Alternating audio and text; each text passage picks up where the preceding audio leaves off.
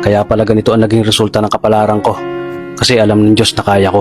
Sa edad kong to, napagod na akong magmadali. Kaya lahat ng ginagawa ko ngayon, ini-enjoy ko na lang. Siguro sa dami na rin ng aking pinagdaanan, napagtanto ko na ang buhay ay mas malawak at mas mahiwaga pa sa mga problemang dumarating sa buhay natin. Tumatanda na tayo, baka sa kakahabol natin sa masagana at maayos na buhay, ay hindi na natin nai-enjoy ang buhay. Baka nabubuhay na lang tayo dahil nape-pressure tayo sa sasabihin ng ibang tao. Marami na rin akong mga naging maling desisyon sa buhay, pero lahat yun nagsilbing aral sa akin at natuto ako sa mga pagkakamali ko. May mga taong sobra nating mamahalin at bibigyan ng halaga, pero ibabalik lang sa atin ay kabiguan at matinding trauma. Kaya wag nating lilingunin ng mga taong tulad nila dahil mas payapa kapag hindi ka na interesadong malaman pa kung ano pang balita sa kanila. At wag mong idepende ang sarili mo sa kahit kanino.